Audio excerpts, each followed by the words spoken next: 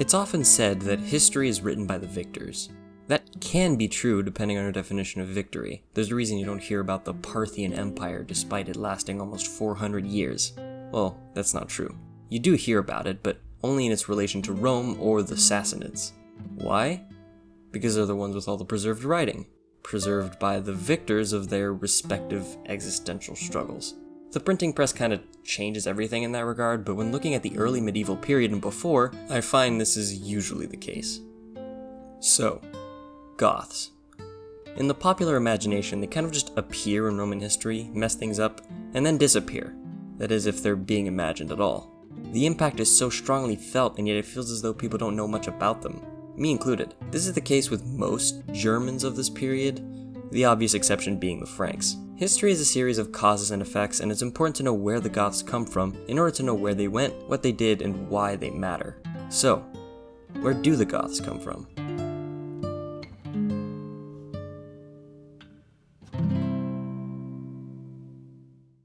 Here is the origin story of the Goths according to the historian Jordanus, the only comprehensive source we have when it comes to this. Far up north at the mouth of the Vistula River, beyond the mysterious German Sea, you find the island of Skansa, a womb of nations that had many different peoples inhabiting it, such as the, and please forgive my pronunciation, the Skrerefene, the Theustes, the Bergios, the Leuthidas, and even the Swahens, who apparently had dope horses. Can't forget the Adogit, or Adogi. Did you know they don't see the sun for 40 days out of the year? If you couldn't guess already, he's talking about Scandinavia. He even mentions that the Finns and Dani live here, but that's not what we should be paying attention to. The important event in our story is that the great king of the Goths, Berig, left the island for Gothiscanza in the year 1490 BCE. This is in the land of the Ulmerugi, whom they evicted in battle. The Goths settled in this area for 5 generations of kings, until Philomer decided to have his military and their families move somewhere else due to overpopulation. They then went to Scythia and battled again, this time with the Spali. This happened around the year 1324 BCE. He then summarizes thousands of years of history, so here are the highlights. The Goths apparently went to war with the Egyptian pharaoh in Georgia, where the Goths chased them all the way to Egypt. He explains how the Amazons are actually Goth women who were so badass, they repelled a kidnapping attempt and went out on their own. They conquered swaths of territory, creating their own society. He then explains their weird reproductive traditions where they would basically keep female children and either give away or kill male children with, and I quote, a hate like that of a stepmother. There's a lot to unpack there, but that may be the subject of a future video. He then includes how Hercules fought the Amazons and how his son reigned over the kingdom of Moesia before going through the Trojan War, Greece's wars with Persia, and Alexander's conquest in record time. The Goths seem to be there for every important event in Greek mytho-history. The impression given is that they've always been there. But have they? Something that I have a hard time with is the fact that Jordanus very explicitly interprets Getae as an old name for the Goths until the Goths finally come into written records. He isn't the only one to do this. Orosius, Isidore of Sevilla, and Procopius to a certain extent all do this, even mixing them with Scythians and Dacians. All this to say that Jordanus isn't pulling things out of nowhere, but it doesn't sound right. The mixing up of Goth and Getae probably starts with St. Jerome of all people, at least according to Herwig Wolfram. That being said, it puts into question the viability of Jordanus as a source. The obvious question is to then ask,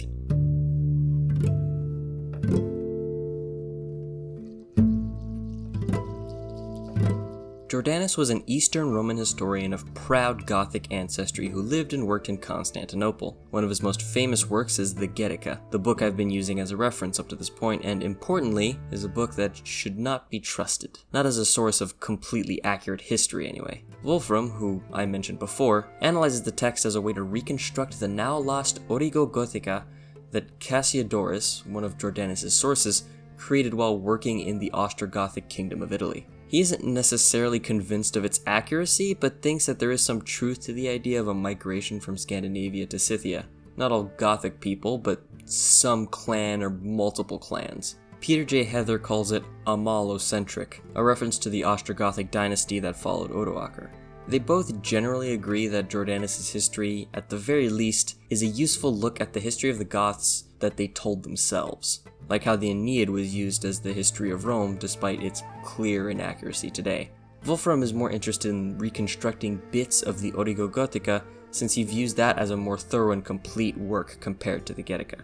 However, Walter Goffert disagrees. His opinion was that trying to reconstruct a summary of a multi-volume epic, which is what Cassiodorus is known to have produced, was pointless. I'm inclined to believe him. This isn't informed by unique expertise on my part, but because of what Jordanus writes himself in the beginning of his book. But worse than every other burden is the fact that I have no access to Cassiodorus's books that I may follow his thought. Still, and let me lie not, I have in times past read the books a second time by his steward's loan for a 3 days' reading. The words I recall not, but the sense and deeds related I think I retain entire. To this I have added fitting matters from some Greek and Latin histories. It even explains all the Greek myth and history mentioned earlier, as those were the sources he actually had on hand. Beyond that, Goffert claims that the Getica and Cassiodorus' books served different purposes. Cassiodorus wrote his epic to justify the Amal's position as the lords of Italy and beyond. The Getica, on the other hand, was written to put an end to Gothic history. It was written in the time of Justinian's Gothic wars, and Goffert argues that Jordanus was not in fact proud of his heritage, but instead used it to push the political agenda of Constantinople, the city he resided in and loved more. Jordanus so thoroughly snipped away at Cassiodorus, retaining only the parts he wanted, that what we are left with is like a ransom note composed of words and letters cut out of printed matter. The scissors wielder shaped the message. Let's get back to the Getae.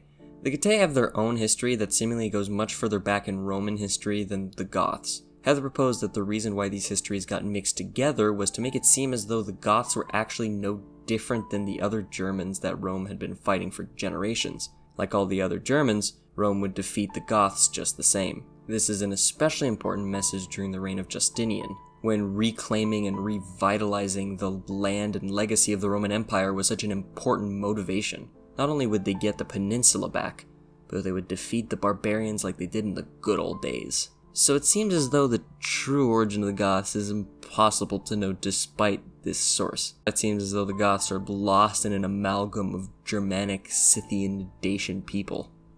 Or at least that's what I thought until...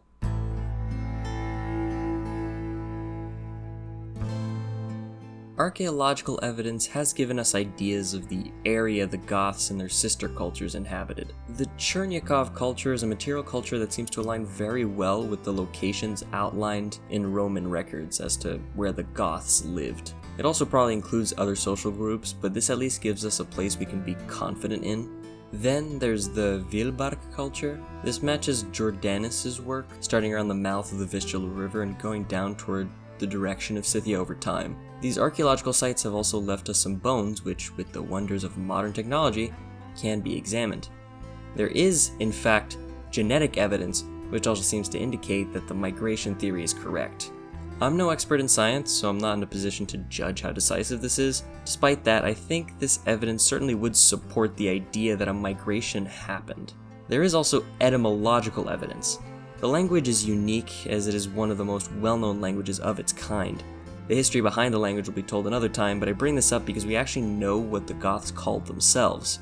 Goth is an exonym, meaning it's a name given to it by other people, but they called themselves Guthyra. This word sounds similar to a different group of Germans which was written about before the Goths, by Tacitus and Pliny. This history includes struggles with the Vandals, a struggle mentioned by Jordanus, though very briefly. On top of that, according to Tacitus, the Gutones, or the Gothones, were far into Germania, which, although vague, does match with the other evidence. All of this points to the idea that no matter what you think of the Getica as a work of history, it is formed by some truth. Obviously, all the stuff with the Getae is probably still inaccurate, and all the inclusion into Greek history is hard to separate from all of his other sources, but the migration itself, at least the existence of a migration of some kind, does seem to be a grain of truth in all of this inaccuracy. So, do the Goths come from Scandinavia? I don't know. There is compelling evidence they come from around eastern Pomerania at least. However, wherever certain Goths come from, it's not like every Goth originated from that singular location. The story of the Goths, partially developed by them before they practically ceased to exist, does matter, at the very least to them and to the Romans that would then fight them. You know how after the Western Empire collapsed, a bunch of Western European states tried to claim its legacy? Whether they be French, the Vatican, Italy, or even Germany, ironically enough. Well, a similar thing started to happen with the Goths, but later. In the early modern period, their legacy was being claimed by the Swedes, the Danes, the Spanish, and the Germans again. The Gothic legacy was a desirable one to succeed. I think we can all think of examples of how much history can matter in terms of identity, even in the modern day. But why would the Goths come to matter so much? Well, that's a story for another time. See ya.